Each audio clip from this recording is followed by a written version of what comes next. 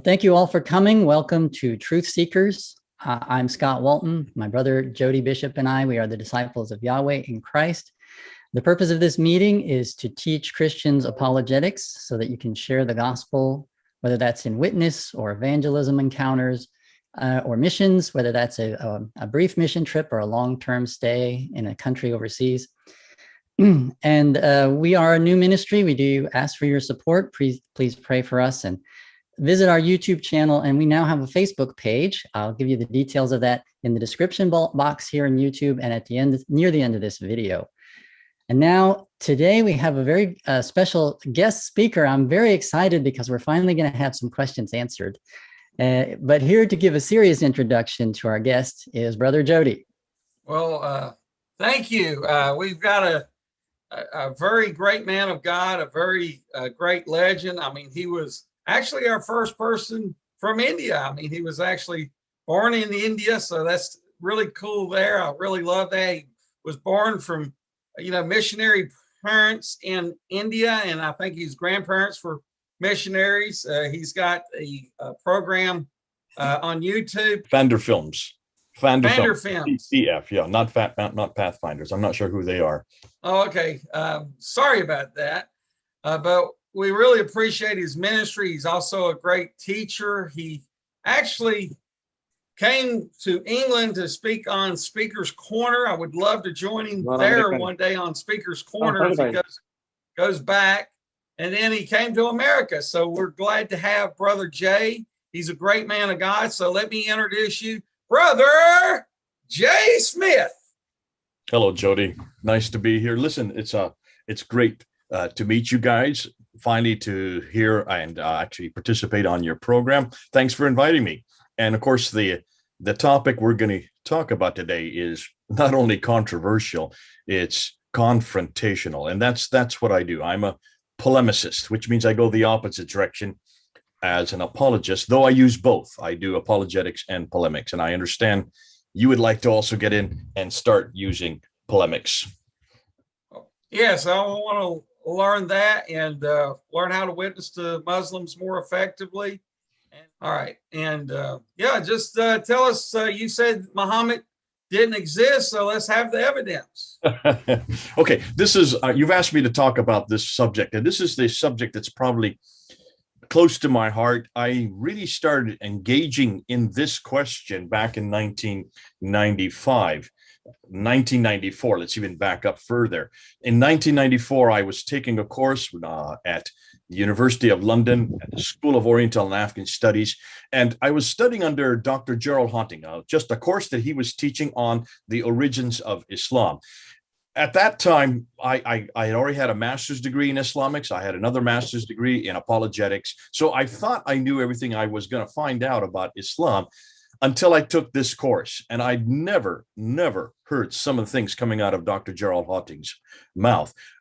This is the kind of material you just don't get in America. It's much more of a European study. This is the looking at what we call historical criticism of Islam, introducing redacted criticism, source criticism, these literary criticisms, textual criticism of the Quran. These kind of criticisms we have not yet really touched here in the United States. We're way behind Europe in this area. The problem is the Europeans don't want to talk about it in public.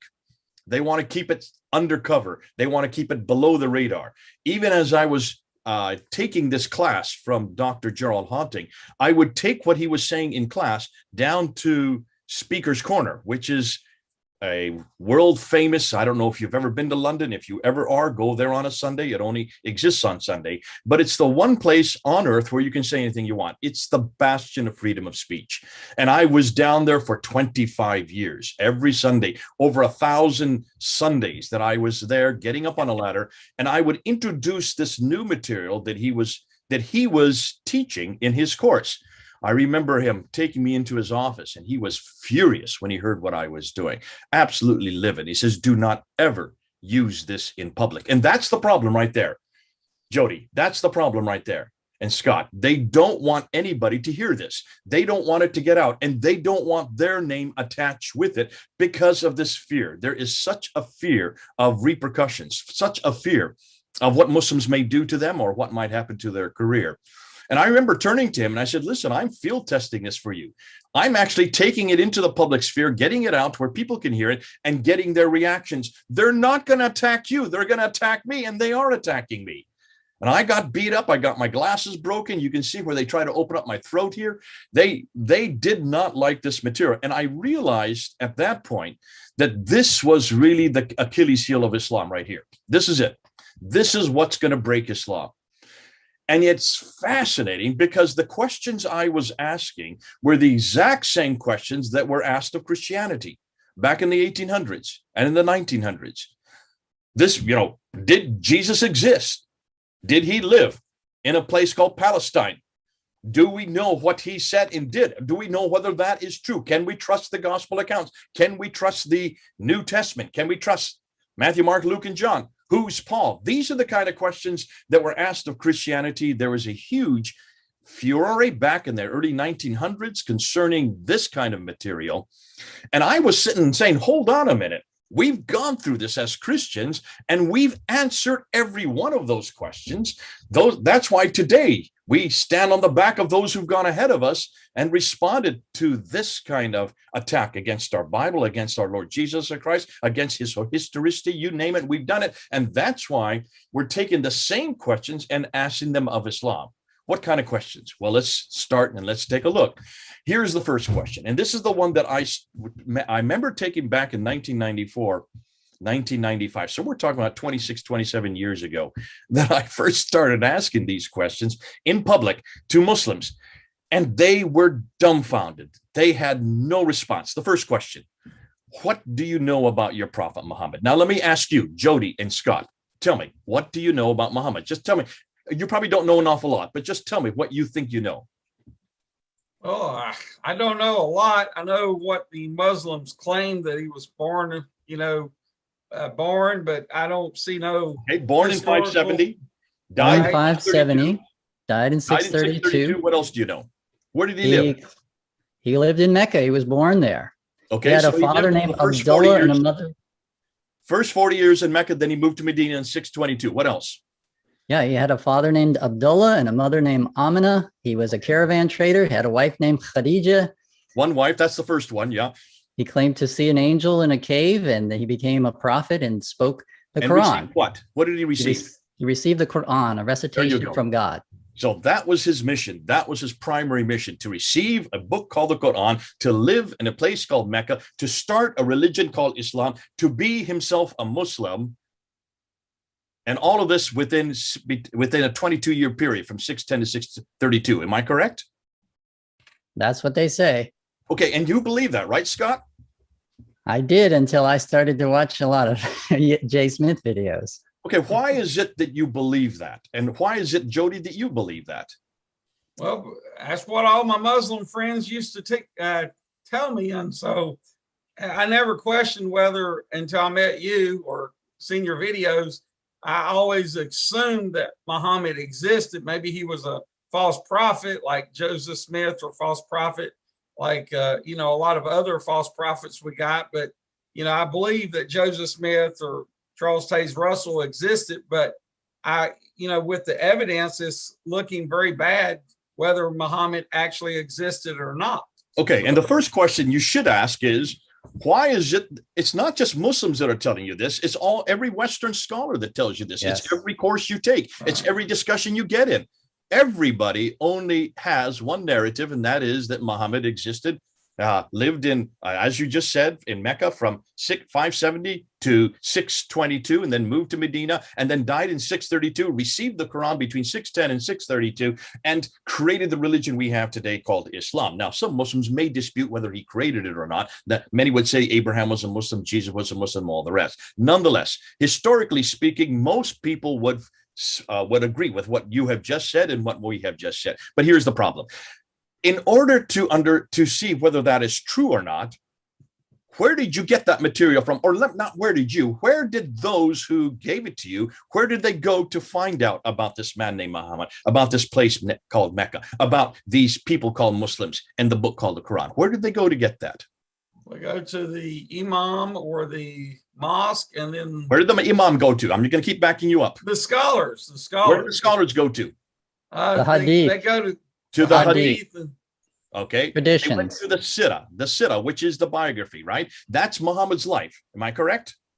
According Right. to the scholars, yes. Sirah, well, that's according to everybody, not even the Right. scholars, even me. I would say that is the biography. Now, and the hadith, you said, Scott. So that would be the sayings of Muhammad. Am I correct? That's the sayings. Now, where would you like that biography and those sayings to have been written? When would you have liked those to be have been written? And where would you have liked those to have been written? Well, I would, if I was a Muslim and I wanted to believe Islam was true, I would want to be as early as possible, like the Bible, just a few years, like 10, 20 years, or even 30 or 40 years, but not 200 years after supposedly. And the reason you say that is because you want eyewitness account, right? Yes, I want eyewitness account. Yes. Like we have with Jesus. Okay, I'm going to put up a PowerPoint. I'm just going to show you what we now know. I'll do this real quickly so you can follow through with me. You may have seen it before, but let's go ahead and put it up. Do you see the PowerPoint in front of you now? Yes, we see it. All right. Now let's go ahead and let's go to the let's just open it up. I'm not going to go through all those areas. This is what they claim. They claim, this is Muslims, and I would suggest everybody who's watching the show would claim that Muhammad was the last and greatest prophet, that the Quran was his revelation, and Islam is the final. Now, they wouldn't all say that, but Muslims certainly would say that. And the conclusion is that the Quran is their book, Muhammad is the man, and Mecca is the place. Now, here's the problem. There's the life of Muhammad right in front of you. 570, he was born, saw and met Jibril in the cave in 610. Got the Meccan revelations from 610 to 622, went up to the seven heavens called the Miraj in 621, then moved to Medina in 622, received his revelations in Medina from the next 10 years, conquered Mecca in 630, died in 632, possibly by poisoning. Now, as you look at that timeline, let's put it and let's see where is it. Let's just put it on a timeline so you can see exactly what I'm talking about. There's what I'm talking about. Boom, that's the life of Muhammad there from 570 to 632, all right? Then you have Abu Bakr who comes afterwards from 632 to 634. Then you have Umar who comes from 634 to 644, followed by Uthman for the next 12 years. And that's when the Quran is finally compiled. That's when the Quran was finally put together in its final form, so we're told, the one that we have in our hands today. He was killed and Ali comes over. And so that is what we know as the origin of Islam right there in one timeline. I'm giving you this timeline so you can see why what I'm going to say next is important. Here's the problem. And here's the problem. When was this all written down? Well, we know Muhammad died in 632 according to the Sirah. There's the Sirah biography first written by Ibn Ishaq. Look at the date, 765. Muhammad died in 632. You're talking about 130 years later that it's finally written down, right? Right. But we don't have that. We don't have Ibn Ishaq. We have to go to this guy, Ibn Hisham, to find out really when it was written down. Now, Ibn Hisham died in 833, and he pretty much takes what he likes of Ibn Ishaq and throws away the rest. So let's get rid of Ibn Ishaq. He's not important anymore. So Ibn Hisham, biography first written by Ibn Ishaq. Look at the date, 765. I'm repeating myself. I hear myself coming back again.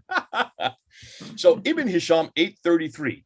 Now, after him comes Al-Waqidi. He's the second to write of the biography. Look at his dates, 835. What about the sayings that Scott talked about? The sayings don't appear until Al-Bukhari in 870, Sahih Muslim 875, Tirmidhi 884, Ibn Majah in 887, Abu Dawud in 899, and An-Nasai in 915. Can you see the problem? Are you seeing the problem here? We have two other genres of material that we have to look at. That's the tafsir and the tahriq. They don't appear until Al-Tabari introduces them in 923. So what's the problem here? Well, there's 200 years between the time Muhammad dies and Ibn Hisham actually writes it down or dies himself. Now, on top of that, I also want to bring up Abdul Malik because he is the first one that introduces the name Muhammad. He is the first one that introduces the name Muslim. He is the first one that introduces the name Islam. And he is the first one to have what we now know as Quranic text on his building and on his coins and on his protocols. Now, look at him. That's 141 years before Ibn Hisham. However, I want to bring up one more people, and that's the Abbasids. Because almost everything we know about Muhammad, about how Islam began, about the origins, all come from this group. It is the Abbasids who come to power in 749 that give us the Muhammad of today, that give us the place called Mecca, that give us the Hajj and all the 5 different areas of the Hajj. They also give us everything that Muhammad said and did. And that is 84 years they had to get this material ready. It took them 84 years to finally get it correct. 84 years. Are you seeing that? But really, we're talking about 200 years that between the time Muhammad dies and Ibn Hisham, a good 80 more years by the time the Abbasids finally give us the man we're talking about, because we don't really even know who he is during the Umayyad period, which is during the time of Abdul Malik. He just introduces him. Now let's look at all these. Let's look at where these guys who gave us this Muhammad and tell us about Islam, look at where they lived. Well, there's Mecca and Medina. According to standard Islamic narrative, everything's supposed to have taken place in Mecca and Medina, right? That's where the 2 green circles are. Yet, if you look and see where all the traditions were written, well, they were all written in Baghdad, which is a good 1,800 kilometers too far north. Basra is where Ibn Hisham is from. Basra, but he lived in Cairo, did his writing in Baghdad. Cairo is 1,600 kilometers further away. Basra is 1,800 kilometers away. When you look at Al-Bukhari and all the sayings of the Prophet, he is from Bukhara, which is Uzbekistan today. That is 4,200 kilometers away. When we look at Al-Tabari, he is from Tabaristan in what is today Iran. That's a good 2,800 kilometers. Can you see the problem? Look at the map. Are you getting the reason why we're bringing this up? Now, none of the traditional writers who wrote the traditions, who wrote about what Muhammad did, what he said, how Islam began, about the Quran, none of them lived or worked in Mecca, Medina. They were far too much to the far in the north of Medina, Mecca, and they came from the west and the east of Baghdad. All of these northern areas are where the Abbasids originated from. Let me just put it under perspective again. There's the Islamic traditions say it happened to those 2 cities. Now, yet all of the traditions worked in, of those who wrote them, worked in Baghdad, 1,800 kilometers away. All of these areas are Abbasid. More than that, take a look at the bottom of your screen. Can you see where the traditional writers are on a timeline? They don't appear till 833, 870, 923. Conclusion, they all wrote their material hundreds of miles too far away and hundreds of years too late. And that's what we're getting at. And we're saying to people, you've got to wake up. Now, let's ask the same question of Christianity, because we've got the same thing. Christianity was written between everything we know about Christianity, about who Jesus was, what he said and did, was written within 15 to 60 years of the times that they took place in the same period and in the same place. Let's put it on a timeline. Like I've just done with Islam, let's do it with Christianity. Now, I'm going to get some of you upset. I know, Scott and Jody, you may not like the dates I'm going to give you. I'm giving you the most liberal dates I can. All right. I'm not going with conservative dates now. I'm going with the most liberal dates. I'm doing this on purpose. So Jesus dies in 33 AD, right? The book of Acts, the Tahriq, that would be the equivalent to their Tahriq, which would be the history of all mankind. We have the history of the early church written by Luke between 52 to 62 AD. So that's within 20 to 30 years of Christ's death, the book of Acts is written. Paul's letters, they begin in 15 years after Christ's death, between 48 and 65 AD, when he was finally killed. That's when the tafsir, that's the commentaries. Paul's letters are like the commentaries of Muhammad's life. So you have the commentaries of Jesus' life and what he said and did and how it was to be unpacked and used, how it was to be used in Ephesus or Philippi or Corinth. So those are Paul's letters. Now let's look at the actual Sirah and the Hadith of Jesus. So the Sirah would be the biography of Jesus, and the Hadith would be the sayings of Jesus. The first written by Mark in 70 AD, that's 37 years later. Matthew and Luke come along later at 80 AD, that's 47 years later. I'm using the most liberal dates I can. And then John comes even later, about 90 AD, that's 57 years later. Now, look at that, just look at those dates. Notice that everything we know about what Jesus said, what he did, about the history of the church, and about the commentaries are all written within 60 years of Christ's death. And all of the New Testament writers lived in the same place Jesus lived, and they either knew him personally or they got the material from others who saw what he did and heard what he said. Now, that right there is the problem. That right there is the problem. Are you getting that, Scott and Jody? It's that Yes. no Muslim wants to talk about. And the Muslims are finally understanding that if you're going to look at Muhammad, you've got to do the same thing I've just done with Jesus Christ. You've got to put and say everything you know about this man, everything you know what he said, everything you know what he did comes from 200 to 300 years later. And they come from way up north. Why in the world are we trusting them? Especially when we go back to the 7th century. We need to go back to that time period. We need to go back to that place. We need to go to Mecca and Medina and see what we can find. And guess what we can find? Zero.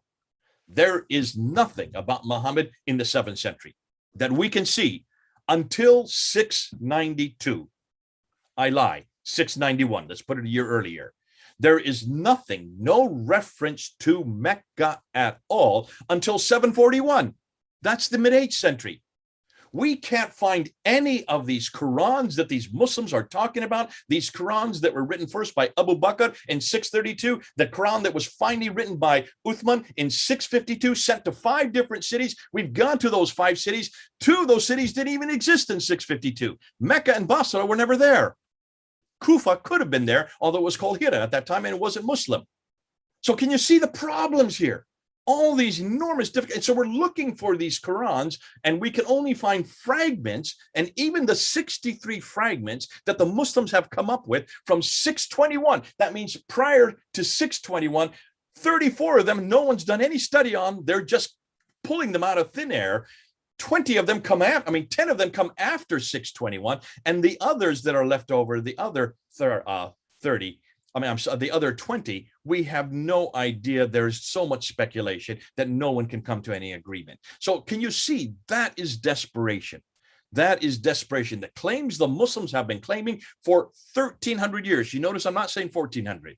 I'm saying 1,300 years. All we're doing is asking the same questions that were asked of our Bible, I've asked of Jesus Christ, I've asked of the early church, have been asked of the tafsir of his teaching. Those questions that were asked by Wellhausen back in the 1800s there at the School of Tübingen, we're now asking in the 21st century. And what we're finding is devastating. What we're finding is devastating. We now know that there was no place called Mecca. Just take that one. That one's the one that I introduced back in my first debate in 1995.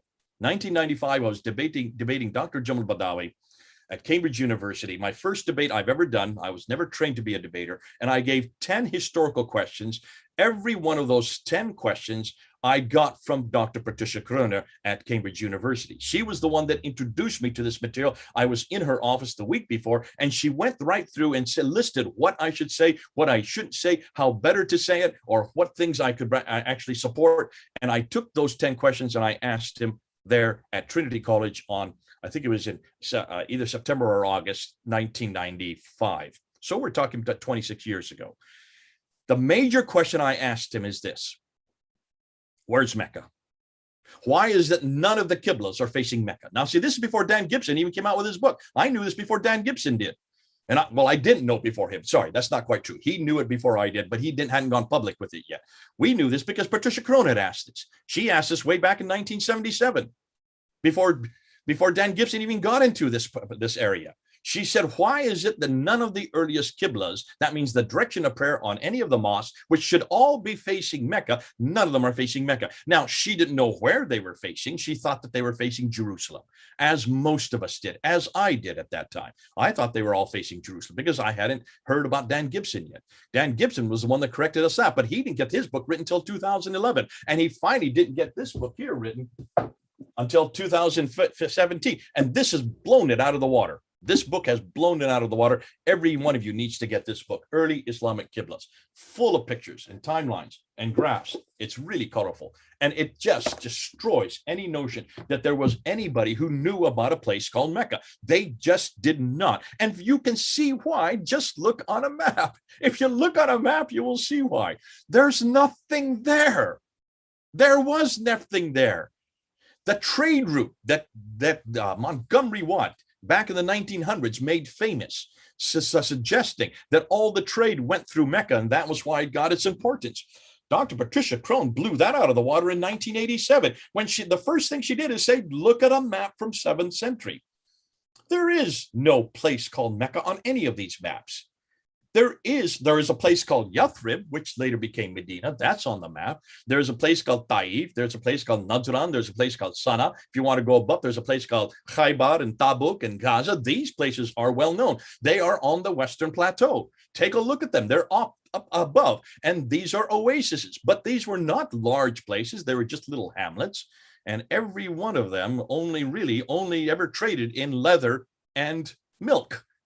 That's about all she could find. So she wrote a whole book in 1987 called Meccan Trade and the Rise of Islam, just by going back. Now, see, this woman's amazing because she reads and writes 15 languages, all archaic languages. So she writes the very languages, she reads the languages she's reading and is able to interpret and put it into English.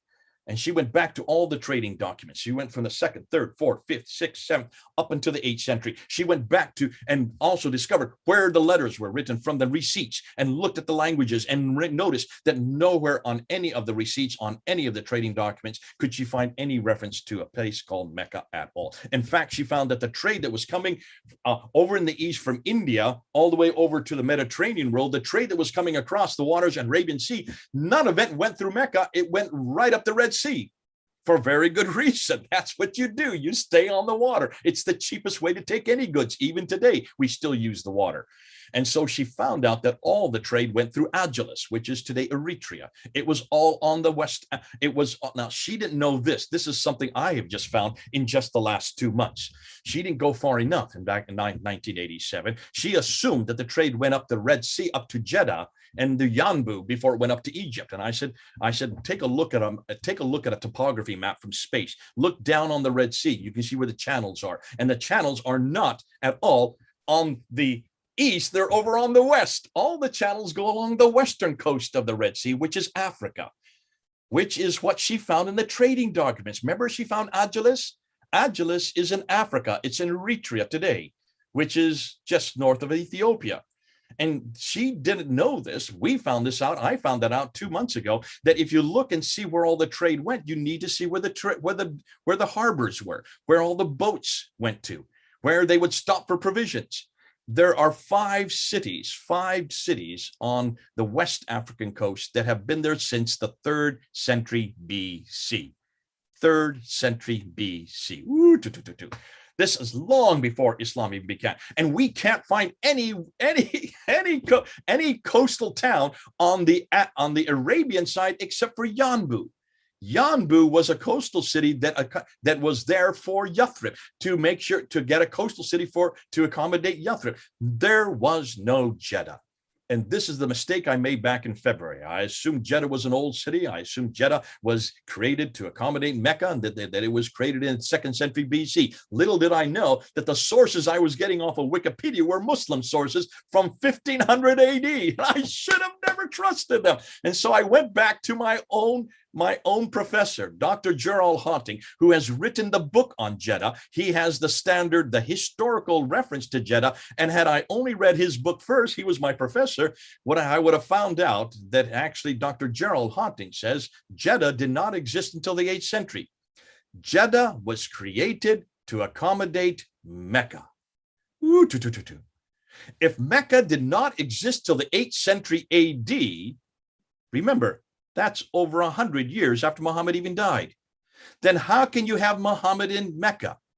More than that, how can you have Adam and Eve in Mecca?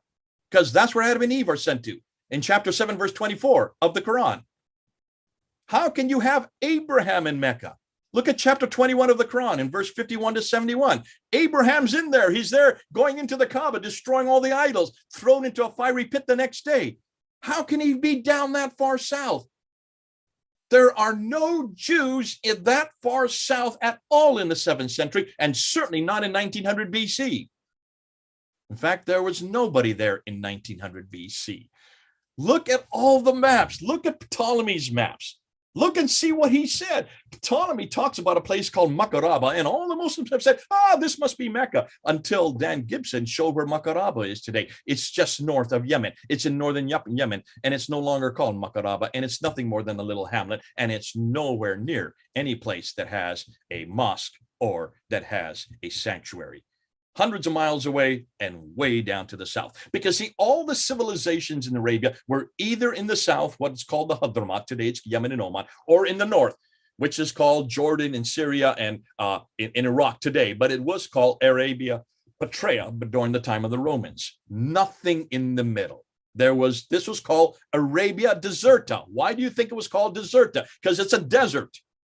No one was there. There were no people. There were no civilizations. There were no kingdom. There was no trade. There was no nothing except for a little trade route that went up along the Western Plateau that was used for milk and leather.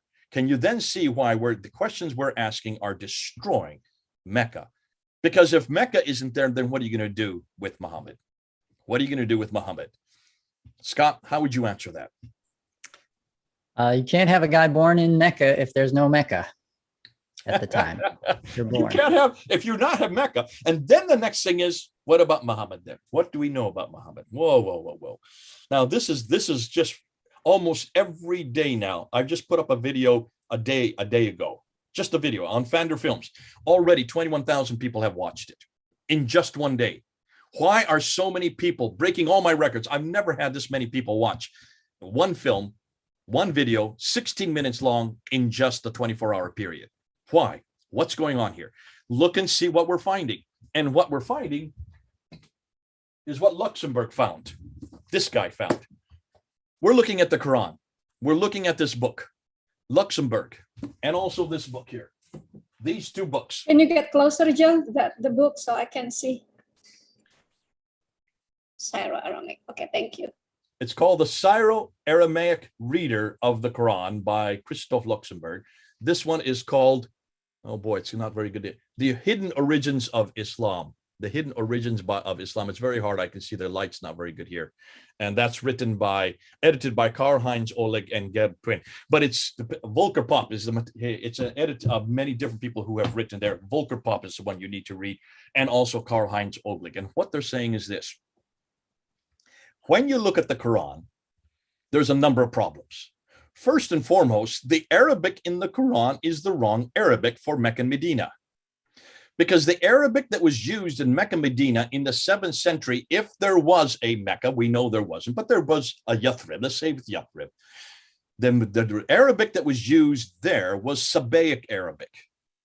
Sabaic Arabic has diacritical marks. Isn't that interesting? Stop and think that through. It has diacritical marks. The Quran, however, if you look at all the earliest manuscripts, if you look at the Quran, the earliest manuscripts, here's one right here. This is considered to be one of the earliest manuscripts. This is the Topkapi manuscript. Can you see it there? There are no dots in it. Can you see it?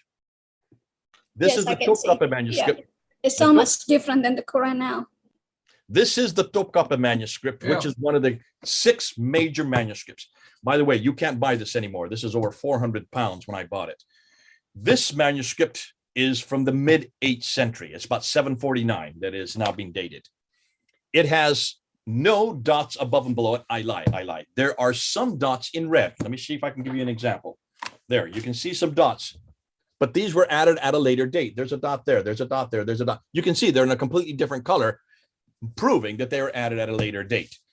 The difficulty is once you start adding dots, remember, if those of you who know Arabic, you have 5 dots, 5 diacritical marks that are added, 3 above the line, 2 below the line, 3 above the letter, 2 below the letter. If it's 1 dot above the letter, it's a na. If it's 2 dots above the letter, it's a ta. If it's 3 dots above the letter, it's a tha, like a th. If it's 1 dot below the letter, it's a b, like a ba.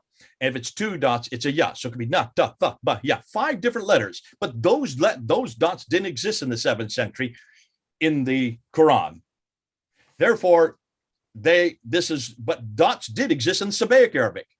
What's more, the Quran that we have now, the Quran that we use now, that has the dots and the vowels, 3 vowels, the dhamma, which is the u, the e sound, sorry, the dhamma, which is the u sound, the kasr, which is the e sound, and the fatha, which is the a sound. So u, a, and e. Those are put 2 above the line and 1 below the line. Those vowels did exist also in the 7th century. That's why all of the earliest Qurans don't have any vowelization. So no one knew what they were reading because there was only 16 letters. Today, there are 28 letters. And the reason there are 28 letters is because the dots were invented. In the late 7th century into the 8th century, they invented the dots. What Arabic, therefore, what Arabic only had 16 letters and had no dots and vowels? Do you know the answer? No, I don't know the answer. Nabatean Aramaic. Nabatean Aramaic is the Arabic that had no dots, no vowels, had 16 letters, also had the dot. Now this is only for people who know Arabic. The Aleph Maksura and the Dagar Aleph, and the Aleph Maksura, the Tar Marbuta, and the Dagar Aleph, and the definite article. Those 4 things all existed in Nabatean Aramaic. Those 4 letter endings are all found in the Quran we use today, in the Arabic of the Quran we use today, but does not exist in the Sabbaic Arabic. Bingo! Can you see what I'm saying? Proving that the Quran did not come from Mecca, Medina. The Quran that we have in our hand today all came from up north, from the Nabatean area. Where is the Nabatean area? Try Petra.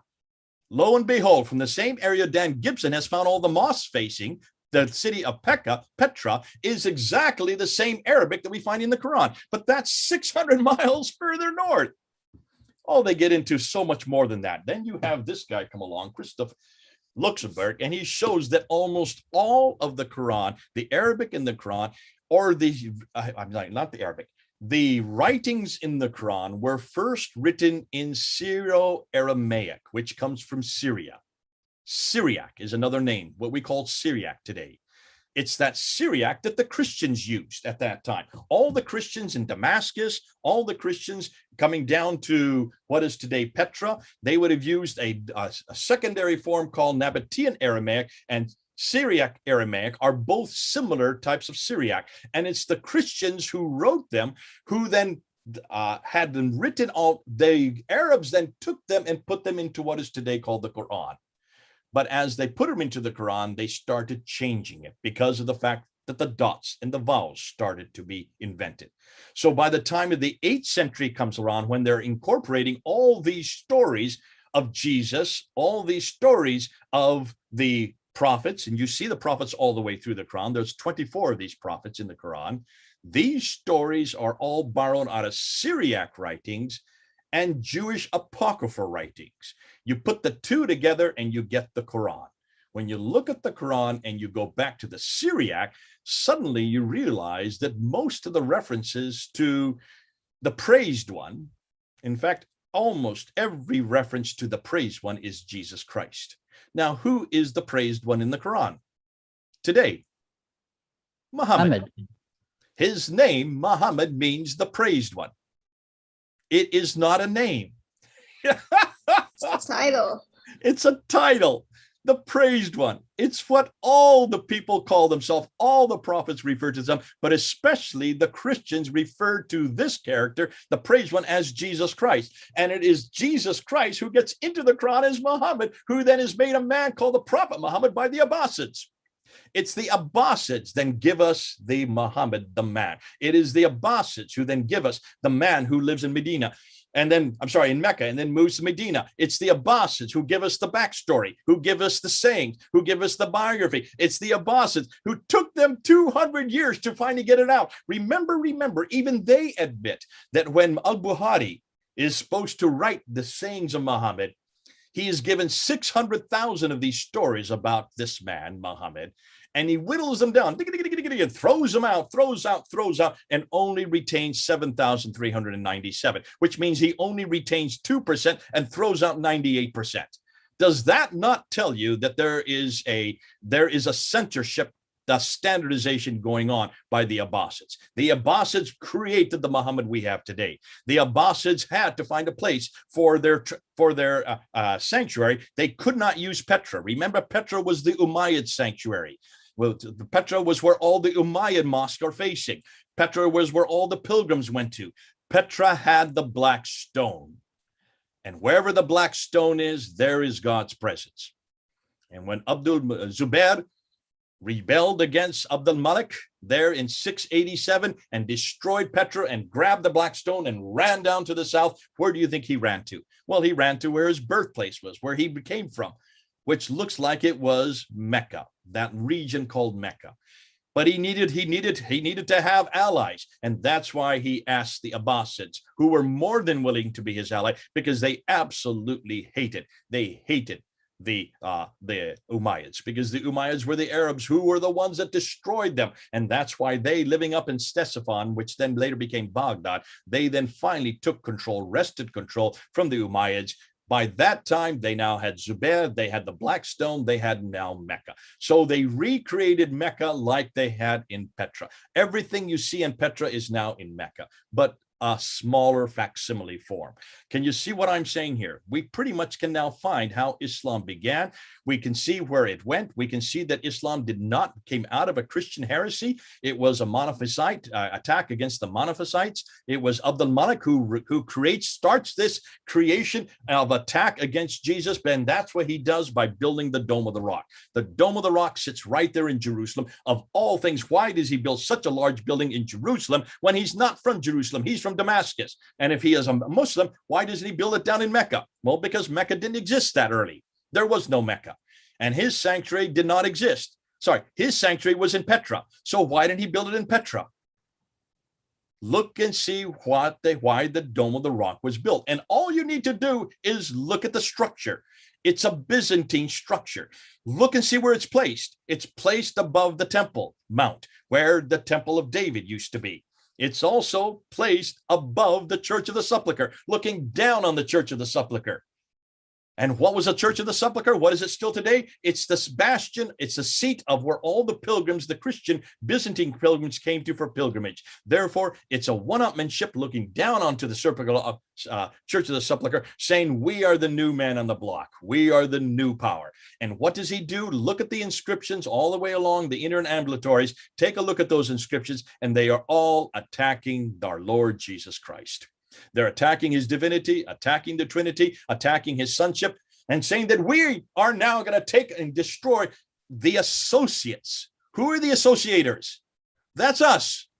We are known as the associators because we associate another with God. We have elevated, they say, another man, another prophet alongside God, Jesus Christ. So when you look at history, when you follow history, when you look and see at the buildings, when you look at the Qiblas, when you look at the manuscripts, when you follow and see what's happened with the Arabic, when you look and see what's happened with Mecca, in almost every case, we can now point that Islam evolved, did not exist at all in the 7th century, was not created between 610 and 632 in a 22-year period. There's no way in the world it could have, not in Mecca, not that far south, and not with these traditions. Take a look at all the sophistication in the Quran itself.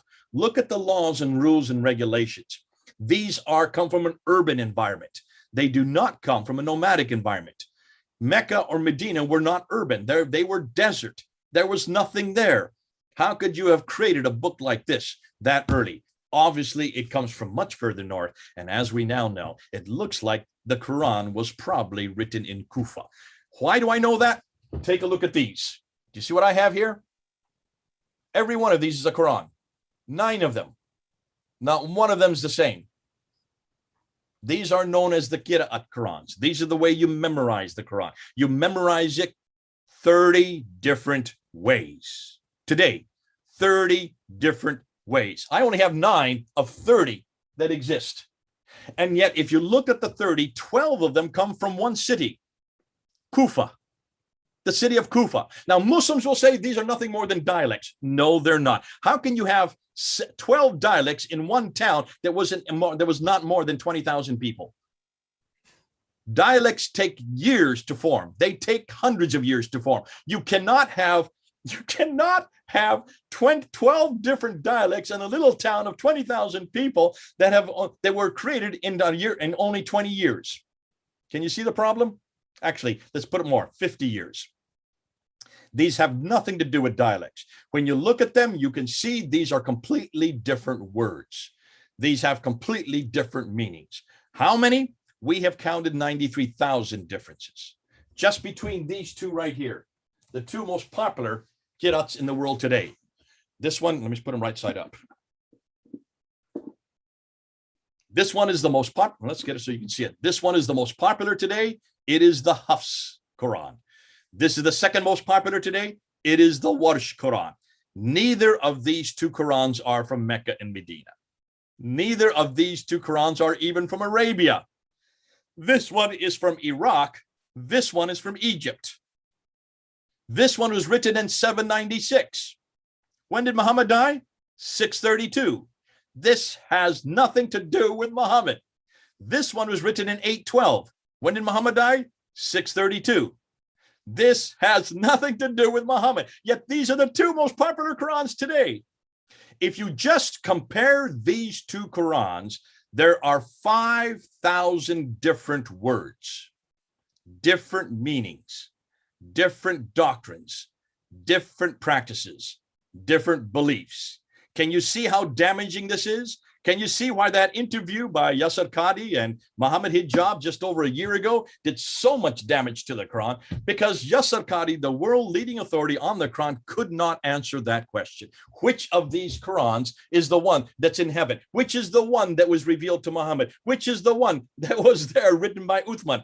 He couldn't even answer that after 28 minutes when Muhammad put his hand out twice and said, I'm giving you a blank sheet of paper. Which one are you going to write? Look what his answer was after 28 minutes. They're all the Quran. Every one of these is the Quran. All 93,000 differences is the Quran. Can you see why he has become a laughing fool? Yet he was honest. He was actually being honest. He was the first one that admitted it in public that this has been the most difficult problem for Muslims for the last 1,000 years, because no Muslim can now say that the Quran has been preserved. Not when you have 30 different Qurans, all in Arabic. None of these are translations. These are all supposedly original Qurans. Thank God we don't have this problem with our Greek manuscripts. Thank God we don't have this problem with the Bible. We don't even make these claims because, see, Muslims, every Muslim has to make the 3 claims, well, 4 claims. That the Quran is eternal, number 1. That's chapter 85, verse 22 of the Quran. That the Quran has never changed. That's in chapter 10, verse 15. That's in chapter 18, verse 27. That the Quran is guarded by Allah himself. That's in chapter 15, verse 9. And that since the Quran was written down and finalized by Uthman in 652, not one word, not one letter has changed. Can you see what we've done in just the last year? We have destroyed the Quran. We are destroying Muhammad. We've destroyed Mecca. Without Mecca, without Muhammad, without the book. That means without the book, the man, and the place, the book and the man, the place, we are bringing Islam to its knees. And all we're doing is asking the same questions that have been asked of Christianity, which means we are the best place to ask these questions because we've answered them all for the Bible and Jesus Christ.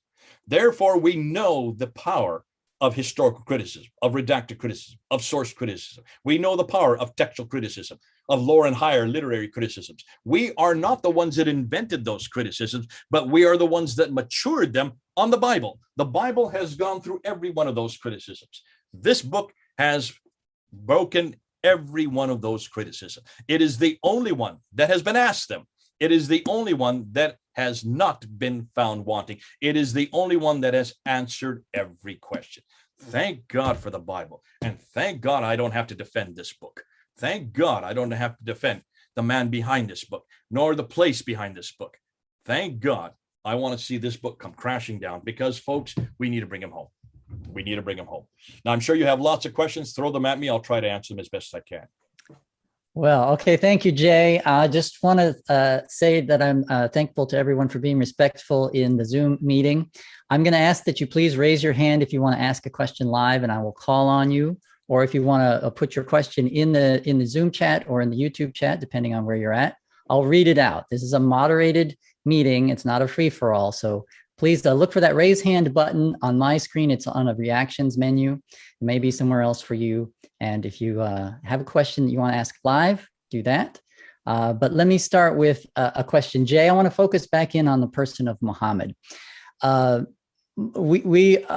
mentioned there were coins and inscriptions around 691 that we see with the word Muhammad on it. But we're not just looking for that word Muhammad, which is a title, and even if it's a name, many people can have the same name or the same title.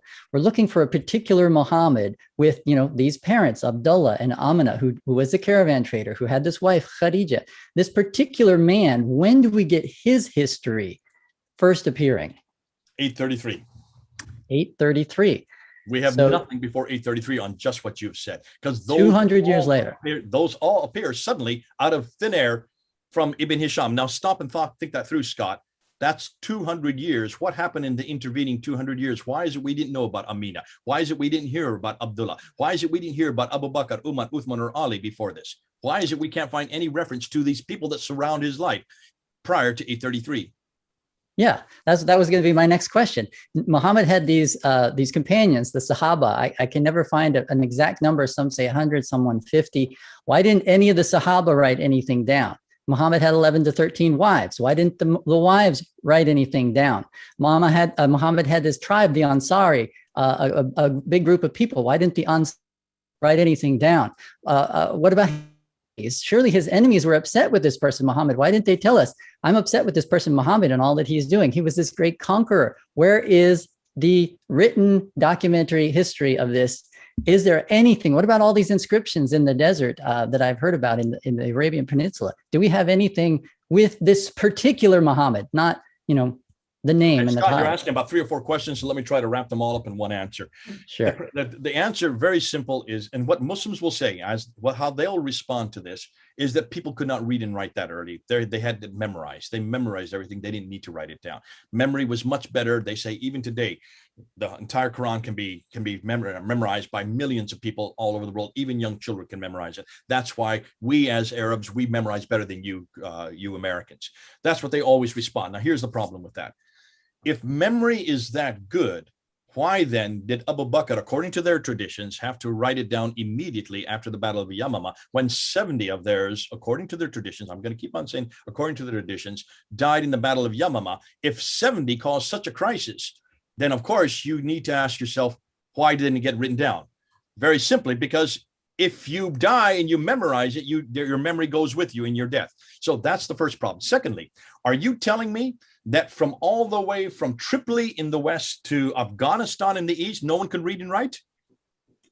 What about Baghdad? What about Ctesiphon? What about Kufa? What about Basra? What about Damascus? What about Jerusalem? What about any of these ancient cities? Do you notice all these cities had people who could read and write? Alexandria had an entire library in the 5th century that got burned down. You can't burn a library down unless there are books. More than that, don't the Muslim traditions, doesn't Al-Bukhari say that a guy named Zayd ibn Thabit wrote down the Quran? The Quran was written down in 632. Isn't Zayd ibn Thabit a secretary? What do secretaries do if they don't write? So you cannot get away from this, that it was not written down. You cannot get away from this, that nobody, the Sahaba or all these companions of the prophets, did not know how to read and write. Women knew how to read and write, men knew how to read and write. There's lots of writing. That's why we're going back to that writing. But the writing we're going back to is from the 7th century. You notice Patricia Corona went all the way back to the 2nd century. And she went and looked at all these documents from the 2nd to the 7th century. She's one of the unique people in the world that can do that. You and I can't do that. But we can go back to the Syriac. We can go back to the Syro-Aramaic. We can go back to the Nabatean Aramaic. We can look and see what was written there. We can go back to people like Sophronius, who is the bishop there in Jerusalem. And he is talking about a man named Umar. But that Umar did not live way down in Medina. That Umar actually lived much further north. It looks like that could be. And his name also was Muhammad. That was his nickname, because the praised one, they all took that on as a title. So it was fascinating that you were correct. There were many Muhammads at that time. We need to find out which is the one that the 8th and 9th century is finally built upon. That Muhammad is not on any of the rock inscriptions. Take a look at the rock inscriptions. You mentioned them. They all come from further north and further south. Nothing from the middle. No rock inscriptions from the middle. That people did not write in the middle? No, because there were no people there. That's why it didn't come from the middle. Look at the coins. Look where the mints are. They're all up in the north. No mints at all in the area of Mecca, Medina, the Hijaz.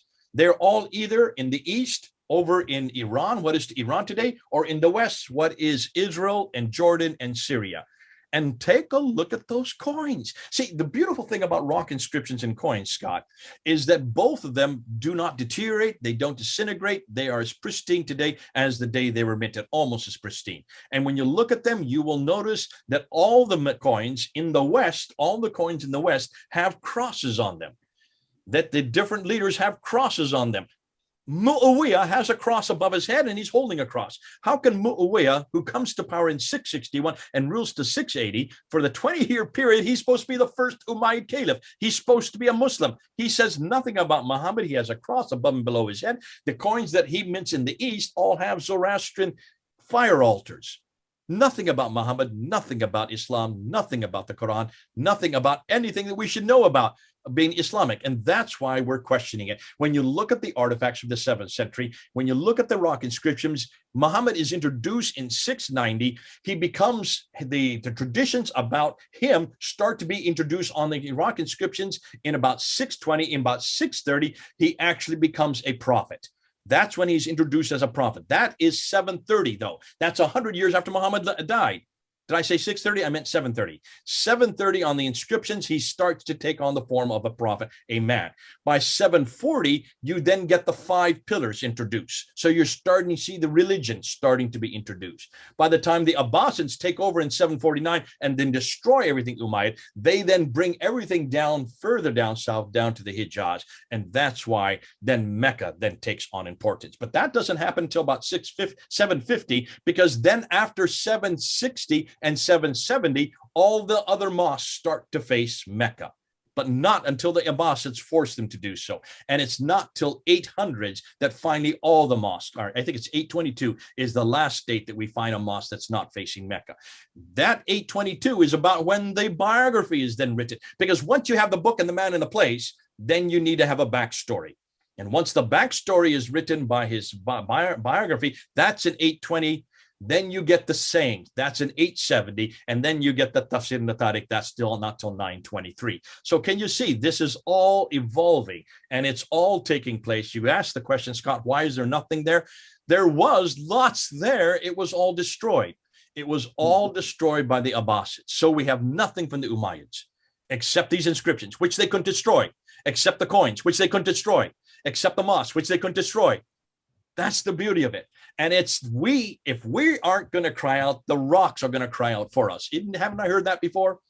And it's where by looking at the rocks, by looking at the coin, by looking at the inscriptions, by looking at the buildings that we're recreating how Islam actually began. And it had nothing to do with a man named Muhammad. It had nothing to do with a place called Mecca. It had nothing at all to do with the Sahaba, because even these Sahaba that you're talking about, the reference for their names comes from the 9th and 10th century. Nothing comes from earlier. Bingo, you've got a problem. I mean, you don't. Islam has a problem. Wow, Yeah. thank you. I have 2 questions from our guests that are related to this one that I just asked and are similar questions, so I'm going to put them together. Predicator said, so who was actually the person named Muhammad told in all the stories in the Hadiths? And Strong Tower asks, was Muhammad a fictional character based on a real person? Yes and no. He was not. He wasn't based on any person that we know from the 7th century. There was nobody who lived in Mecca who did what he did or said what he said. That we can pretty well say is fictional. However, as you can see, let me just give you an example. This has been done many times before. Robin Hood. Do you know who Robin Hood is? Yes, sir. King Arthur. Do you know who King Arthur is? King of Britain. Did he have a court named Camelot? Yeah. Did he have a round table? Yeah, and a sword that he pulled out of a stone called Excalibur. And also, all these knights. Do you know of any reference for him historically? No. Zilch. Can you see the problem? Even someone as late as King Arthur, we've all grown up with King Arthur. We've seen movies about him. We've seen Disney has done all kinds of cartoons. We all believe King Arthur exists. There was no person called King Arthur, but you have all kinds of backstories about what he said, about songs that he sang, about Guinevere and all about all the great knights that he had. Sir Lancelot and Sir this and Sir that and Sir other, all these different sirs, all of them are fictitious. Yet, ask any child or ask any of, in fact, except for you, Scott, I imagine many of the people who are listening think that King Arthur actually existed. This is all historical. Robin Hood did exist, But did he live in the Sherwood? Possibly. Did he do what he did? No, this is all fiction. And this is what happens, especially if it's religious a character, if it's someone who becomes the model for all of mankind, if he's the arbiter between man and God. Can you see an enormous amount of fiction? It is fiction is then introduced about him. Now, the next question you're going to ask, well, then why is it so embarrassing?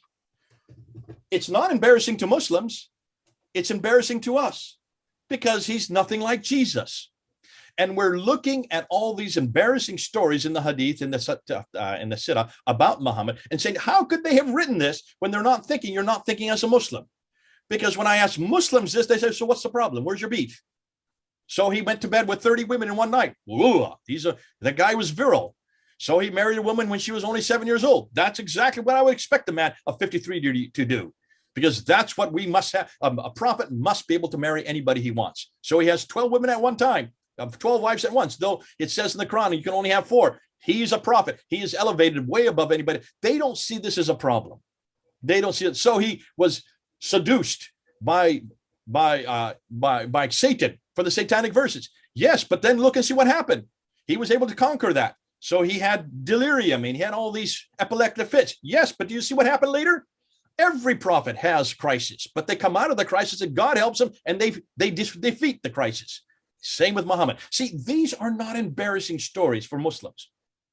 And for 20 years, I was doing what David Wood did and Sam Shamoun did, going and throwing all these barbs against Muhammad. And I wasn't getting anywhere because the Muslims were trying to understand why I was saying this. They thought it was hate crime. They thought I was being Islamophobic. I would be called Islamophobe all the time, a hate preacher.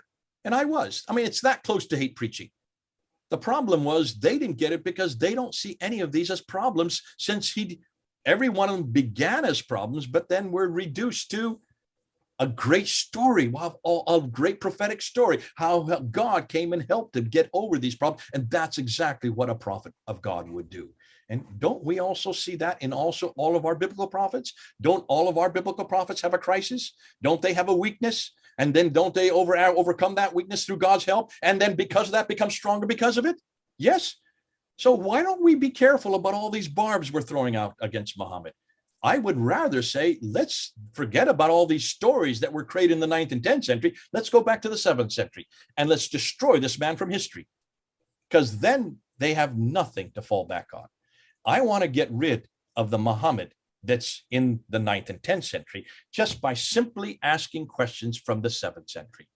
Where did this man live? Who was he? What did he say? How did he come to be when there was no place? There was not even a place called Mecca that he was supposedly lived in. Now that's much more devastating, and there's nothing hateful about what I'm saying there. Do you notice? You cannot call me an Islamophobe. You cannot call me a hate preacher. All I'm doing is asking historical questions, which is the most neutral of questions, which means anybody can ask it, but I want only Christians to ask this. I really only want Christians to ask this. I know a lot of atheists love to use this material, but I say to the atheists, please don't use it because you have nothing to give them. You have no alternative. You have no antidote. You have no answer. We are the only ones that can destroy the Quran and offer them the Bible. We are the only ones that can confront Muhammad and offer them Jesus Christ. We are the only ones that can destroy the place called Mecca and offer them the celestial kingdom. Amen. We are the only ones that can bring them home. That's why, folks, we are the only ones that really should be in this debate. We are the only ones that really should be taking this to them. You're not going to be hated because of this. You're not going to be you will be harassed. Of course you will. But you're not going to be put in prison because of being an Islamophobe, not with this material. And that's why I say we need to start using this material because we understand it best and we are the only ones that have an answer. Hope that answers your question. So it seems like what you're saying is even the Quran says, ask the people of the book. So they should be asking us. Chapter 10, verse 94, chapter 21, verse 7, chapter 4, verse 136. Just go. If you have any question, come to us. Come to the people of the book. Why? Chapter 5, verse 46 and 47, and also verse 68. Oh, Christians, we're to go back to our book because that's how we're to measure what we meet. So even we are told by the Quran to go back to our book. So come on home. Come on home. We got the bigger, the better book. Right. What do you think the odds is that maybe this religion started out as a Christian cult? Have you ever been asked that, or? Yes, and I would suggest the odds are getting better and better. I mean, this is the thesis behind this book here. It's also the thesis behind this book, and that is, if you look at see what Islam came out. I mean, Patricia Cruz asked this question back in 1977 with her book called Hagarism, where it came from a Hagarian cult, from the person called Hagar, the mother of Ishmael, this Ishmael cult. Now, what we're finding is, looks like much of that area, once the Byzantines had destroyed the Sassanids in 622, interesting date, isn't it? 622. Then they, of course, took they threw on the mantle, this oppressive mantle, off the Arabs that were there in what was known as the Ghassan and the Lakhmid areas. Once the mantle was thrown off from all this oppression, these Ghassanids, these Lakhmids, wanted to start ruling their own kingdoms, but they had all these little kingdoms. It wasn't until Muawiyah brought them all together in 661. So what was happening there? Well, you can ask, who were these people? These were Christians. Many of them were Monophysites. Some of them were Nestorians, but there were different factions of Christians. So you can see there was this internecine fighting going on in the 7th century. And that's why when you finally get to Abd al-Malik, who is the caliph, he then is the largest ruler. He is known as the great Arab reformer. He then plants his name and his shahada on his coins, on the Dome of the Rock, and on the protocols in 691 and 692. So he is the first to then say, this is the religion we're going to follow. Now, when he's saying La ilaha illallah Muhammadur Rasulullah, is he saying Muhammad the Rasulullah? Is that Muhammad this is the prophet, or the praised one is the prophet? To answer that, you should go to the Dome of the Rock. The Dome of the Rock is only referring to Jesus Christ. So when it says the praised one is the servant of Allah, who do you think it's referring to? Well, what are all the other scriptures referring to? Jesus Christ. Jesus Christ. So I would suggest that it looks like, even on the Dome of the Rock, the earliest Quranic material we have, that the Muhammadur Rasulullah, the praised one, is the servant of God. That's what Jesus is called in the Quran, the servant of God. He is known as that. And all the people knew him as that. So you can see that this probably was a Christian sect that was reforming itself. And as it then took on form by the 730s and 740s, then the praised one then gets solidified into the man prophet Muhammad. I don't think Abd al-Malik I used to think Abd al-Malik was one to introduce him. I think that's too early. 690 is too early. This took another 40 years to finally create the man called Muhammad. But once you do have a man named Muhammad, then you've got to give him a book. Can you then understand why in the 8th century the Quran is hurriedly put together? And take a look at the Quran. It is ulta pulta. It's all over the place. It has no chronology. And it doesn't have any complete, there's only one complete story in the Quran. What a hopeless book, and what a hopeless way of writing a book. Yet that makes sense if you're trying to put it together and borrow it from all over the different sources. And they borrowed it from the wrong sources. They went to the Jewish Apocryphal writings, and they went to the Christian Syriac writings, the sectarian writings, which are all heretical. Well, not all, but the ones they took were heretical, because their interest was to create a monotheism that was based on one God, and they didn't want any human to be part of that. So that's why almost everything they did borrow fit their theology, and their theology was very Aryan in nature. I have a question from the audience. Someone has raised their hand. Farid, go ahead and unmute your microphone and ask your question. And if I've mispronounced your name, please correct me. It's all right, Scott. Thank you, Scott and Jody and Dr. J, for tonight's teaching. So my question is, when to prove the historical Muhammad, usually Muslim bring up the Muhammad grave or Khadijah house. Do you have any information, archaeological information about this? Thank you. Absolutely zero information, because look what they're doing to those very artifacts. They're covering them up with cement. If that was really Khadijah's house, and she was the wife of Muhammad for 40 years, why in the world have they destroyed it and covered it up? Bingo. Now, Dan Gibson went to a conference a number of years ago, about 10 years ago, I think it was, maybe it's less. And he was at a conference in the Middle East with archaeologists. He's an archaeologist. He has an archaeological conference. He went up to the Saudi Arabians that were there, and he went and he asked them, What have you been able to find in Mecca archaeologically? Because listen, you're building these enormously tall buildings. The fourth highest building in the world, that clock tower, has already been built, looking down over the Kaaba. They're going to build 62 of these skyscrapers all around Mecca, or all around the Kaaba, sorry, that central part of a Mecca. When you build a skyscraper, you have to dig down into the ground, right, to get foundations. And you have to dig deep in those foundations. And as you dig those foundations, you come across artifacts. Am I correct? This happens in every archaic city. Go to Damascus, go to Jerusalem, go to London, and look what happens whenever they're going to build a skyscraper, the archaeologists show up. Why? Because they want to see what they're digging out of the ground. They have the mechanisms to do so. Archaeologists don't. And they start bringing up all these artifacts, trinkets, and all kinds of pottery and all kinds of artifacts that tell the history of that city. So he went to these archaeologists and says, what have you found? They said, we have found nothing prior to 1299. The oldest thing they can find is an old Ottoman fort built after 1299. Nothing from before. What does that tell you right there? Archaeologically speaking, there is nothing there prior. Now, I'm sure that they will find something that should be earlier in there, because we know Mecca would have existed by the 8th century. So they should start to find something by the 8th century. But as far as Khadija's house or any of these, no, these don't exist. It sounds All right, like... now we have a question from a goose. Get ready. Mr. J, I just want to ask, which came first, Islam or Muhammad, according to sources outside the Islamic tradition? Thank you. Did you get that question? Sorry. It's in the chat room. Which came first, Islam or Muhammad, according to sources outside the Islamic tradition or standard Islamic narrative? Okay. So which one came first? Yeah. Okay. Islam would have come first because it's introduced on the Dome of the Rock. The word Islam. But remember, what does Islam mean? It's submissive, right? Submission.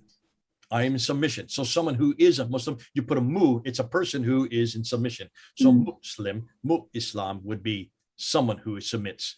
So that's all it means. It means nothing more than that. So that was first introduced in 691. Muhammad looks like as a person is not introduced to about 730, 740. Another 40 years later. There is another question too from the chat room. If Mecca is in Petra in Jordan, but why Muslims go to Mecca and Saudi Arabia? If Mecca was in Petra. If Mecca is in Petra, Jordan, but why Muslim go to Mecca and Saudi Arabia? Okay. I think the question is like I see what you're saying. Yeah. Yeah. It's not that Mecca was in Petra. That was never called Mecca. I think it's a Kaaba. I think it's the Kaaba. Yeah. The Qibla. The Qibla is in Petra. If the Qiblas are all going to Petra, that was the Umayyad sanctuary. The Umayyads were defeated by the Abbasids in 749. The Abbasids wanted nothing to do with the Umayyads. It was the Abbasids that chose Mecca. Therefore, they redirected. And so that's why the first mosque that you see facing Mecca is not till 727. Right. All the mosques prior to 706 are all facing Petra.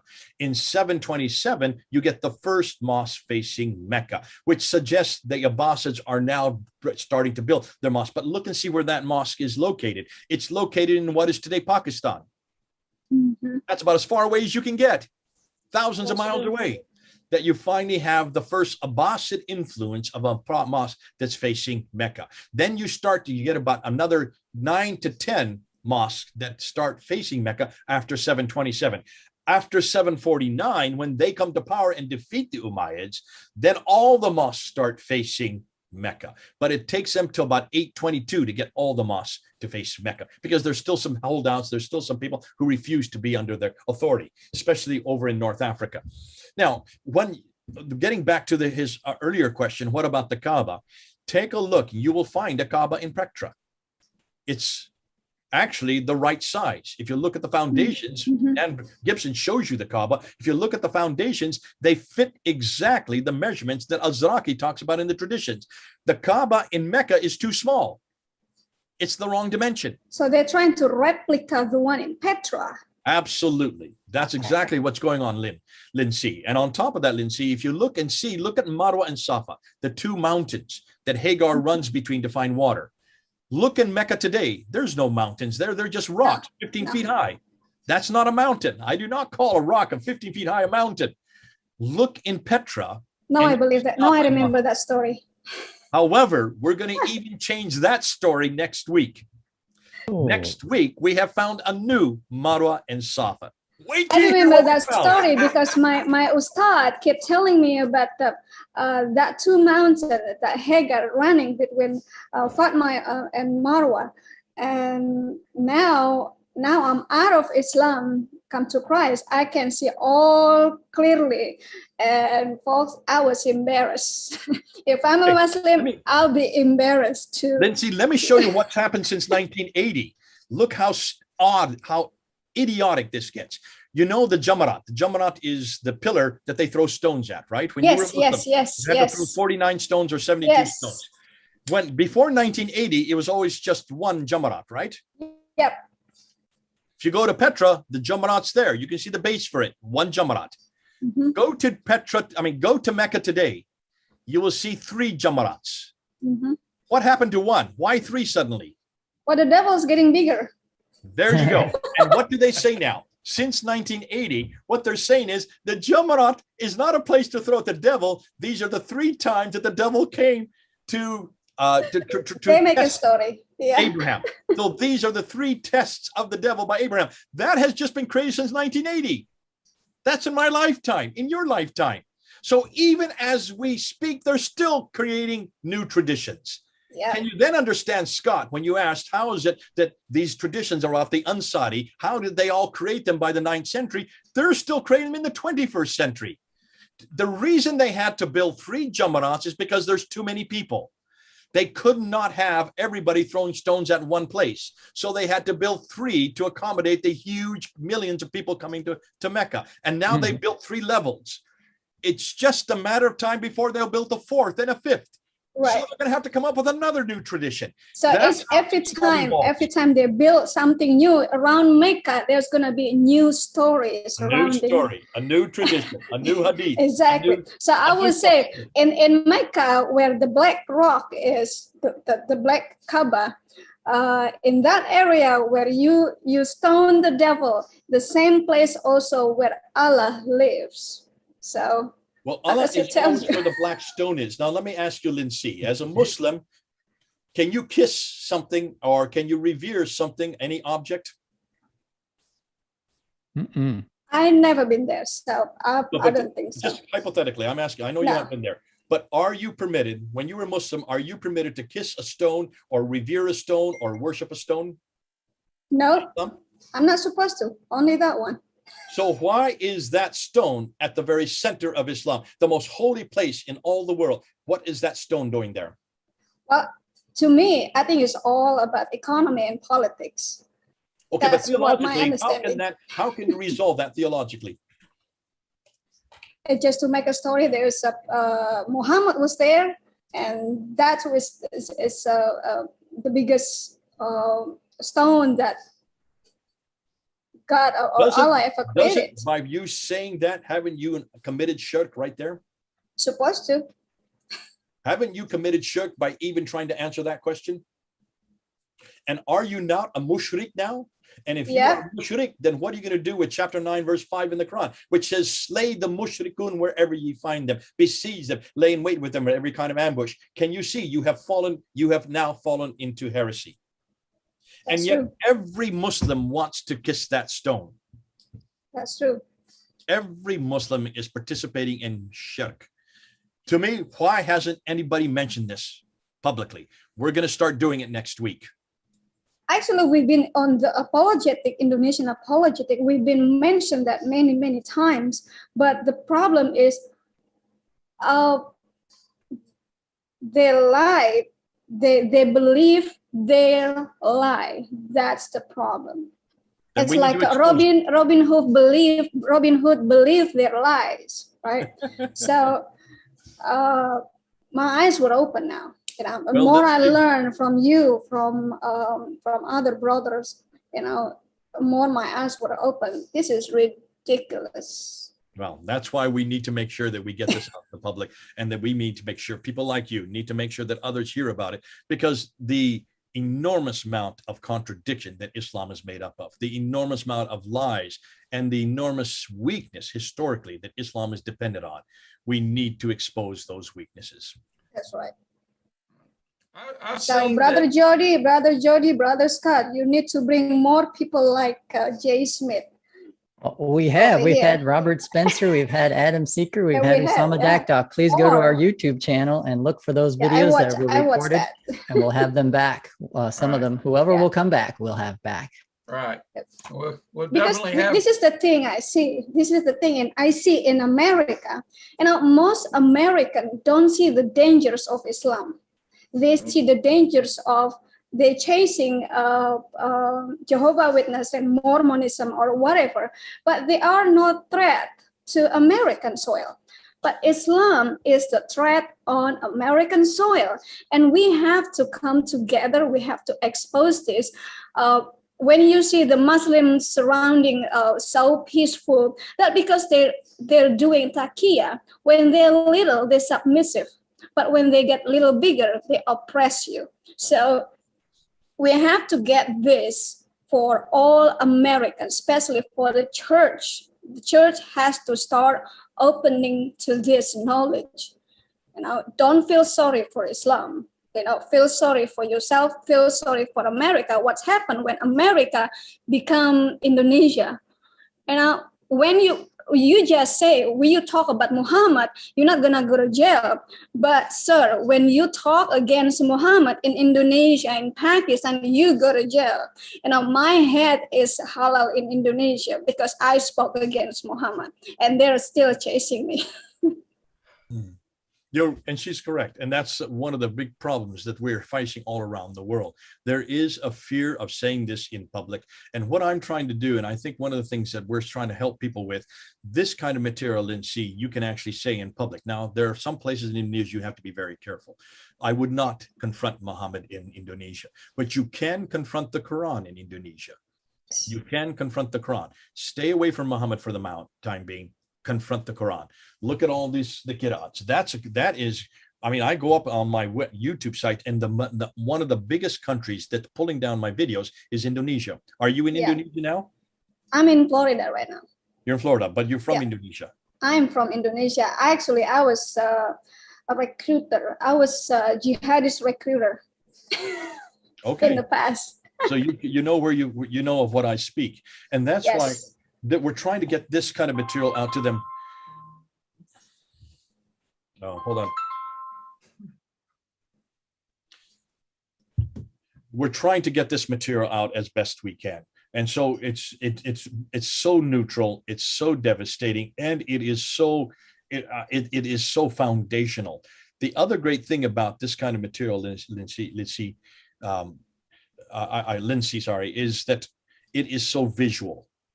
Yes. You don't have to know Arabic to know this material. You don't have to learn an awful lot of hadith material. All you need to do is look at maps, look at graphs, look at timelines, and just hold up books. You can pretty well get your whole argument. I haven't said anything hardly that was Arabic today. You notice that? Mm-hmm. And all of you people can use what I've said today and just source it by going back and looking and say, go to the videos and watch it. That's the beauty of this kind of material. It is so easy to use. And what we're finding out from a lot of people around the world, this is what they've been waiting for. They're a little reticent to talk about all the problems with Muhammad. And I would say be reticent. That's not for the first time you talk. Don't bring that into your conversation. Just ask simple questions like, so you say Muhammad lived in Mecca. Prove it. Don't talk about the 9th and 10th century. Prove it from the 7th century. See how easy that is. So you say the Quran existed in 652 with Uthman. Prove it. Do you have a manuscript? Can you show me? Does one exist from the 7th century? See how easy that is. All you need to ask is prove it, prove it, prove it. That puts the onus on their shoulders and say, listen, I'm not asking you to prove it today. Come back next week. We're going to have coffee and let's prick it up in a week. But I want you to tell me, show me one reference to Mecca, show me one reference to Muhammad, Show me one reference to the Quran in the 7th century. That's all I'm asking. Simple as that. That is not at all Islamophobic. It doesn't at all create hatred. And you're doing the same thing that you would have asked of any religion. You would have to ask us of the Bhagavad Gita. You would ask us of the Vedas, of the Upanishads, the Book of Mormons, Charles Taze Russell's writings. You would ask us of anybody. You would ask the simple historical questions. That's all we're asking. And what it does, we're finding Muslim after Muslim leaving Islam because of this. I was just about 2 weeks ago. A girl came to one of my courses. I teach at Veritas. I think, Jody, you're going to start taking courses with us. But I teach there, and we have now 5 professors, and we were in the middle of a talk there. I was doing a talk on Muhammad, and she asked to come in on the class, and we allowed her to come in. And in the Q&A period, she said, man, let me just tell you something. She was in a car because she could not speak from her home because she lives in Texas. Her mother, or she's half Pakistani and half Iranian, Muslim. And she says, I was told to look at one of your videos, Jay. And I didn't want to look at the video because I was in this discussion with this Christian she's studying to be a lawyer. She was going to sit for her bar exam. Amazingly bright individual, this Muslim lady, girl, in her 20s. And she said, I was asked to look at this one video that you did in London, which is the video I did at Kensington Temple on the very question we're talking about today. But I did it way back in 2019. I didn't have near the material that I have today. And I didn't want to watch it until I finally decided I would sit down and watch it. She said, I watched that. It was an hour and a half long. By the end of 90 minutes, I had left Islam. After watching that video, there was not a thing I could do, she said. Yes. I could not intellectually go back to Islam after seeing that video. She said, I hadn't become a Christian yet. I hadn't become a Christian, but I still wanted to know God. I still believed in God. I still believe in the prophetic line. I still believe that there was a person named Jesus, and that was the next step. But you destroyed Islam in just 90 minutes. Now, that was 2 years ago, over 2 years ago.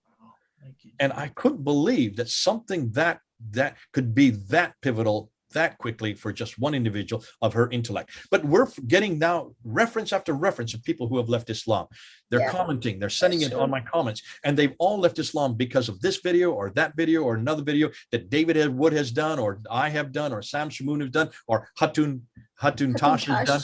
Yeah. I mean, the videos we're coming up with, but the difficulty for a lot of these Muslims, those who are in Indonesia, and as you said, those who are in Pakistan, they cannot go public with what they're finding. They cannot go public with what they're hearing. They cannot go public with their own decisions.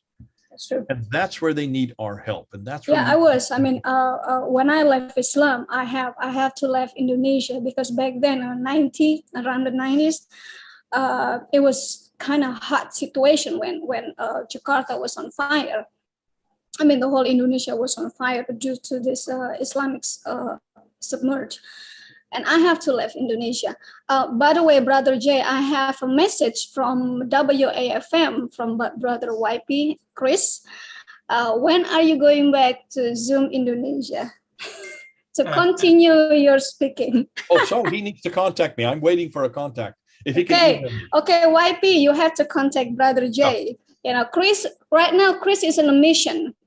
The one that contact you, Brother Chris, he's on a mission in Ternate, on the east part of Indonesia, and he has no access probably.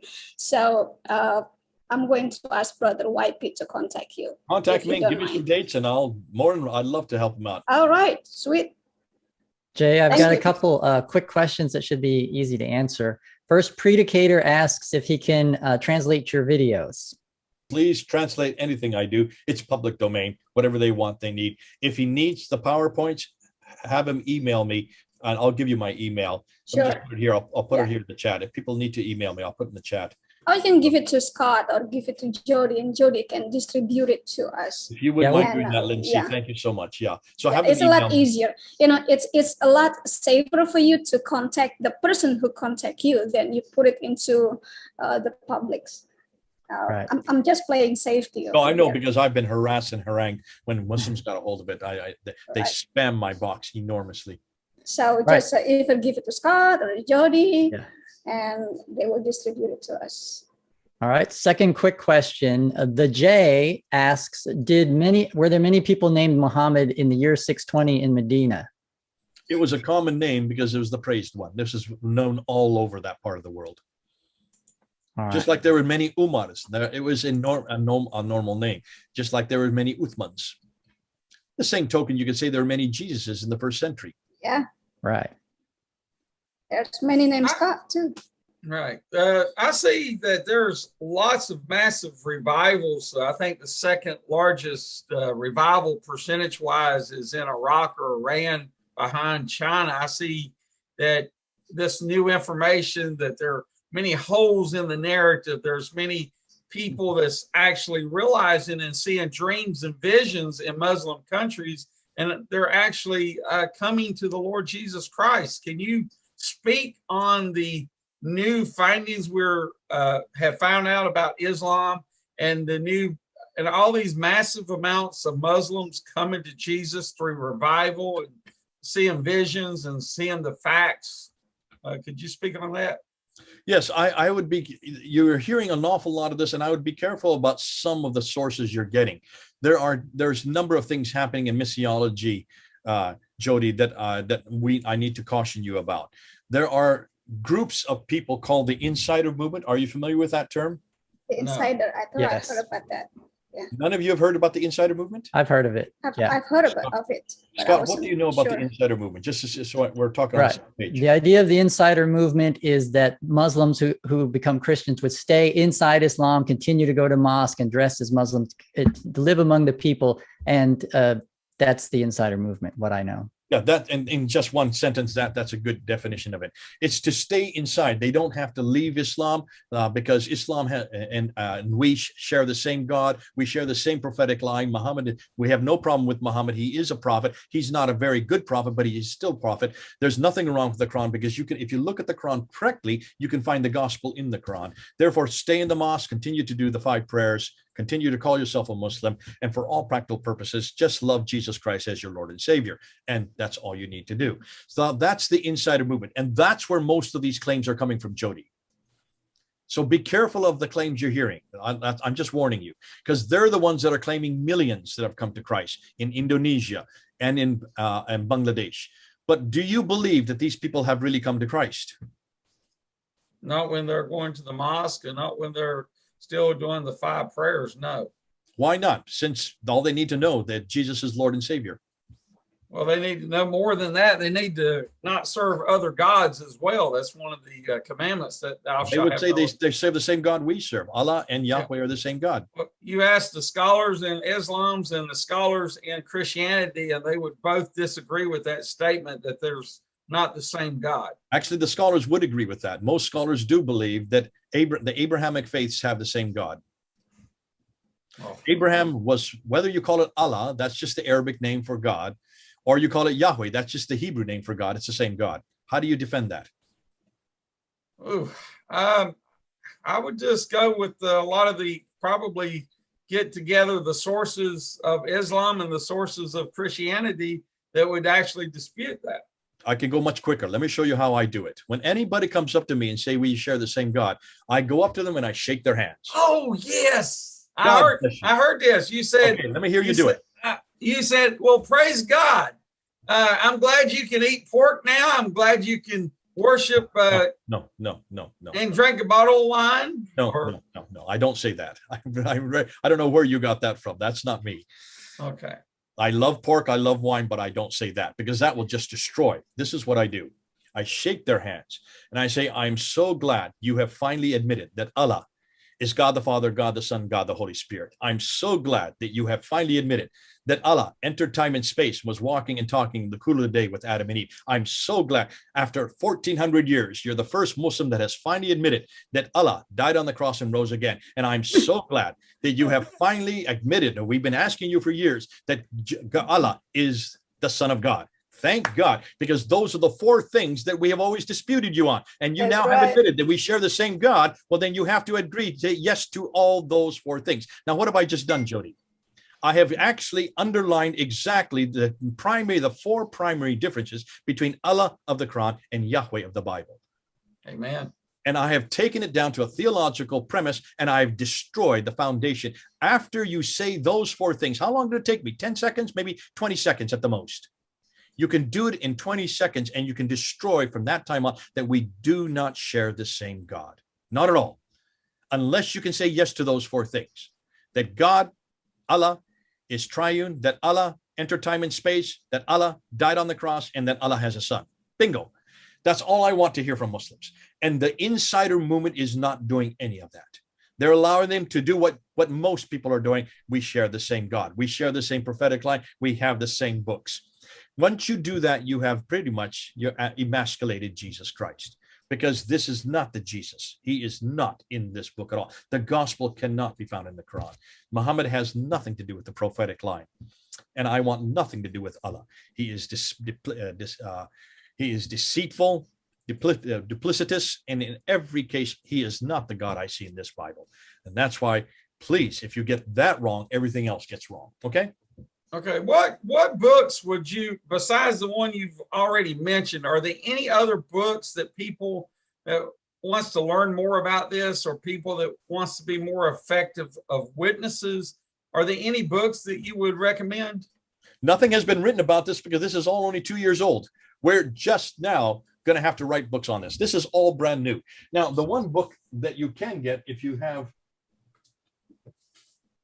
the two books that I would get right now, this is the one that was probably told to you by Robert. Did Muhammad exist? Right. But this is coming out on July 13th. Yeah. I've got the old version of that. Get the new one.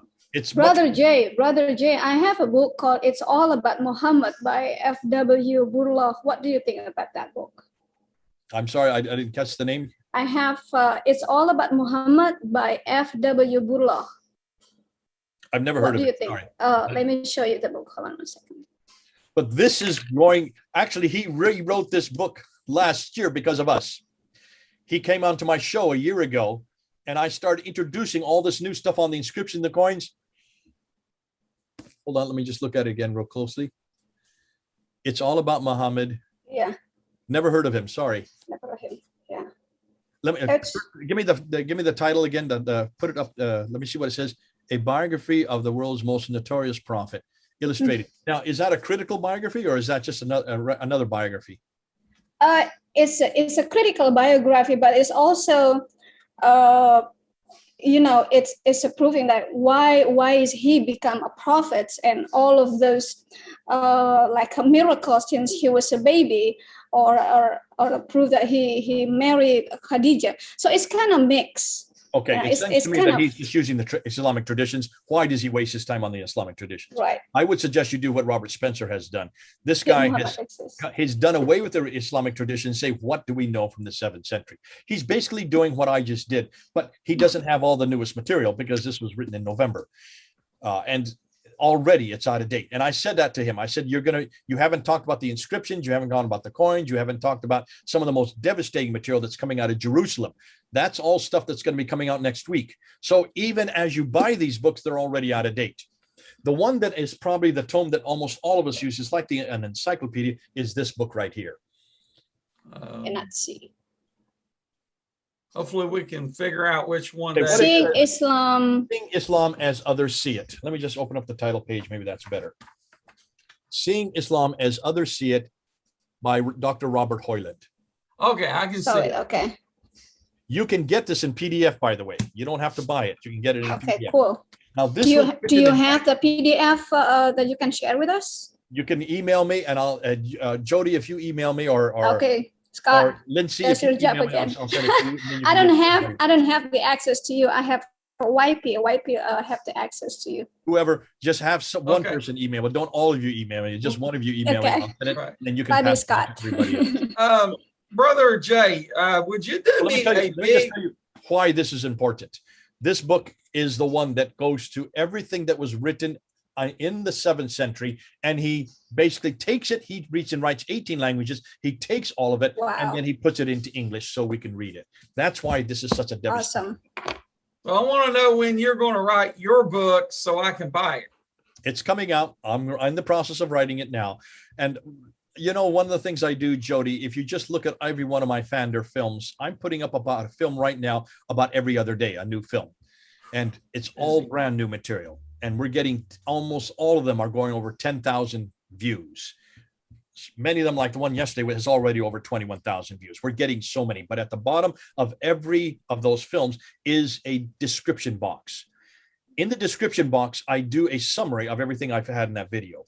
There's the summary. Now I'm pulling all those summaries together and writing a book out of it, because the thing you can't do in the description box, you can't put footnotes, you can't put bibliographical material, you can't put quotations. So that's all going to be coming in the book. So that's being put together as we speak.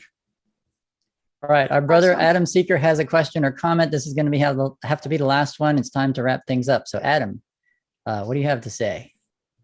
Yes, one of the major problems that Jay raised, the insider movement, that's happening a lot in Pakistan. It's so devastating that in Pakistan, now it's like a kind of a Christian cult / sect, whatever you may like to call it, which believes that even though Jesus is Lord, yet Muhammad is a prophet. And that's the movement that we have to destroy. And I fully agree with Jay on that. And we have to do more on this one for sure. Adam, thanks for that. And I would just say, one of the questions I always ask insiders, you can call him Lord and Savior, but then Muslims would say Jesus is Lord too. If Lord means he is an authority and a prophetic line. Savior, well, that's the function of every prophet. What I want to hear you say is Jesus Allah? Exactly. None of the insiders are willing to say that. And they are not willing to say that Jesus is part of the Trinity. They will not be Trinitarian. So how can you say that they understand Jesus as Lord and Savior, and who then died on the cross? And what was the purpose if he wasn't God? Bingo. I mean, that goes right to the heart of everything we believe. If we do not believe that was God that was dying on the cross, then how can we say we're still damned? How can we say that we're saved? So even the salvation that they're talking about is not the salvation I know in the Bible. Absolutely. That will be another homework for Adam. Oh yes, I'm gonna do some videos on this kind of a twist. Thank you Awesome. for awesome video. By the way, I have requested you to come on my channel as well, if possibly you could. Email me. That I'll would come be on great. your channel. I'd love to. Thank you. Are you in Pakistan? No, I'm out of Pakistan right now. Okay, well then Otherwise, I would have been killed anyways. He's by now. nearby if you're in me. Pakistan, we would have to be careful what I say. But if you're He's out of no, Pakistan- don't worry, Jay. He's nearby me. Okay, well, if you're here, then that's too bad. I was in Florida just in January. In fact, I'll be there again in this next January. So we'll have to meet up. Okay, stop by, see me. Where are you in Florida? I'm in Port St. Lucie. Tradition. I'll be in Orlando. So Okay, it's 2 hours away. okay, well, we'll get together and have some coffee. Maybe Sure. I have a good coffee. Trust me. All right. Well, thanks, Jay, for coming out and teaching us and giving your time, and everyone who participated in the chat and was respectful for all your questions and your participation. Let me tell you a little bit about us. We are the disciples of Yahweh in Christ. I'm Scott, and my brother is Jody. Here's our email address. You can point your phone at the screen to get that. We also have this video will be on YouTube on our channel. Look below in the description box for all the resources that were mentioned in the video. And we have other videos like Robert Spencer was on our show last week or a couple weeks back. We have a Facebook page we just started. Come on out to our Facebook page and you can continue these interactions. We can, we also post upcoming events. And just before we give Jay the last word, I want to check in with Brother Jody. Just please subscribe to our channel. Please like our videos, and please share our videos. And so we can get even better and better speakers. Can't get much better than Jay. I think he's top gun. So we really do appreciate him joining us, sacrificing his valuable time. And please keep Jay's ministry in your prayers. He's on the front lines. He's actually a target of the Islamic extremists. Pray for his safety and protection. And let's turn it over to Jay for the last word. Yeah.